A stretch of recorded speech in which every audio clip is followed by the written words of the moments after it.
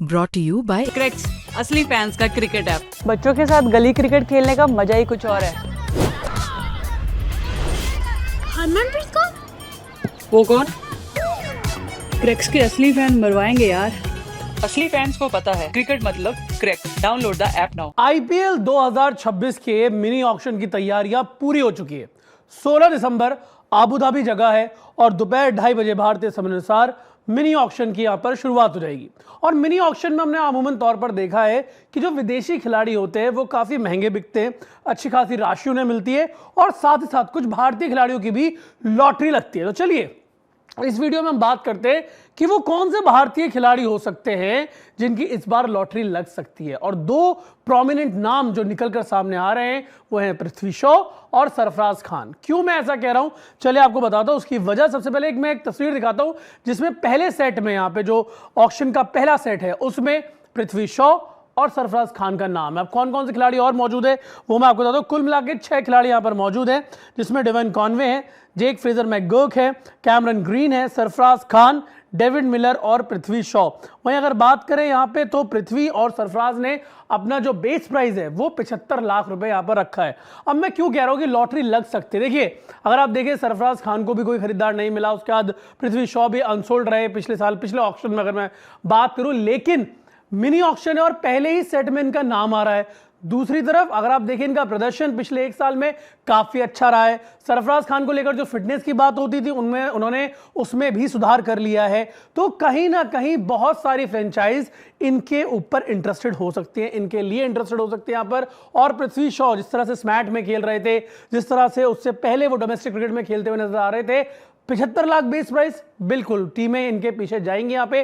खासकर जैसे टीमें अगर आप देखें जिनके पास ज्यादा पर्स है वो यहां पर जा सकती हैं और इसका फायदा मिलेगा। जो पहले सेट में ये लोग हैं उसका फायदा मिलेगा और साथ साथ ये भी हो सकता है कि नुकसान हो जाए, लेकिन उसकी प्रोबेबिलिटी कम होती है कि अगर आपके पास और खिलाड़ी हैं तो कई बार फ्रेंचाइज नहीं लेती। लेकिन मुझे ऐसा लगता है यहां पे पृथ्वी शॉ और सरफराज खान की लॉटरी लग सकती है। अगर हम बात करें कि भाई ये पूरी ऑक्शन में क्या चीजें चल रही हैं, किस तरह से बाइफर्केशन हो रहा है, तो मैं आप लोगों को बता दूं यहां पे कि 350 खिलाड़ी अंडर द हैमर जाएंगे यहां पे। इस साल की मिनी ऑक्शन की मैं बात करूं, पहले लिस्ट आई थी 1355 की। आज सुबह हमने आपको बताया कि भाई 35 नाम नए जोड़े गए, लेकिन 1055 नाम काटे गए यहां पे।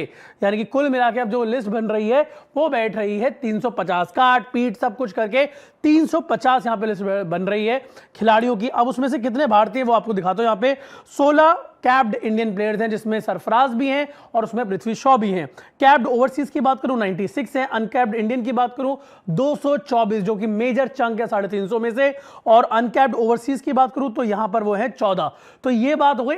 इस तरह से बाइफर्केशन है। अब किसका कितना बेस प्राइस है, कितने खिलाड़ियों के यहां पे अगर हम देखें तो 2 करोड़ यहां पर बेस प्राइस है, 1 करोड़ वो भी चलिए आपको बताते।